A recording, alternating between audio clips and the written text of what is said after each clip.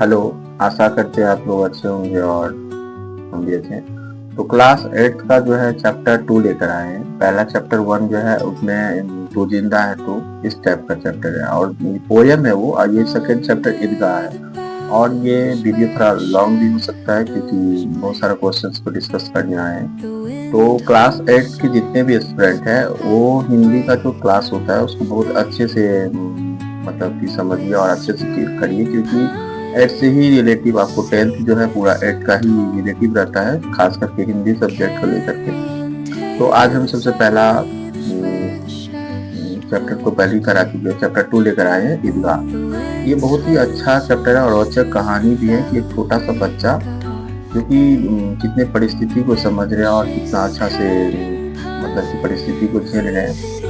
तो इसमें सबसे पहला क्वेश्चन है कि ईद के दिन अमीना क्यों उदास थे। क्योंकि क्वेश्चन हम ऊपर में क्वेश्चन नहीं लिखे हैं लेकिन हम अपने मन से बता रहे हैं। ईद के दिन अमीना इसलिए उदास थी क्योंकि अमीना को उनकी दादी थी और हामिद जो है उनका पोता का नाम था।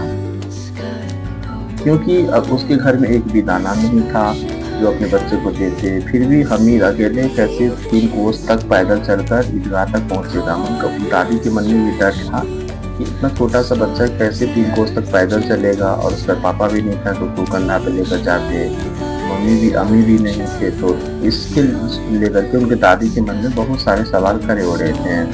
फिर अगले क्वेश्चन है हमीद ने सोचा कि हमीद के मन में क्या था विचार आया कि क्या खरीदे और क्या नहीं खरीदे। हमीद ने सोचा मिठाई से केवल जीभ का स्वाद भरेगा और क्षण भर के लिए रहेगा। खिलौने भी मिट्टी के बने होते हैं, इस पे भी पानी पड़ेगा तो ये भी टूट जाएंगे। इससे अच्छा यदि हम दादी के लिए चिमटा खरीद लेते हैं तो दादी कितनी खुश हो जाएगी। फिर थर्ड क्वेश्चन है कि मेला जाने से पहले दादी से हमीद ने क्या कहा। तो मेला जाने से पहले दादी से कहता है तुम डरना नहीं अम्मा, मैं सबसे पहले आ जाऊंगा। ओके। फिर है कि मेला में चिमटा खरीदने से पहले उनके मन में कौन कौन सा विचार आया और सोचा कि क्या खरीदे।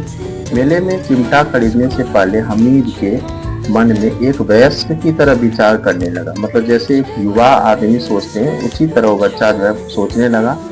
और फिर खिलौने सभी अच्छे थे, इसे ले किसे ना ले इसके मन में उनके बहुत सारे विचार आने लगे। और उसके पास पैसा भी नहीं थे तो 2 ही पैसा लेकर गए थे। फिर मिट्टी के बने हुए खिलौने के पास पहुंचा तो उनके पास भी उनको लगा कि ये अगर खरीदते तो ये भी टूट जाएगा।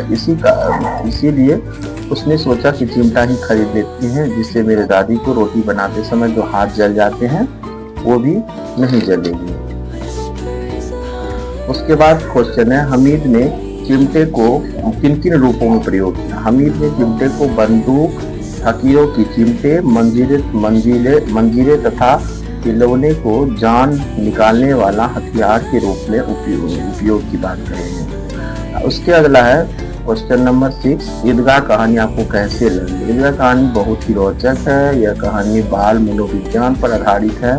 कहानी सुखांत है।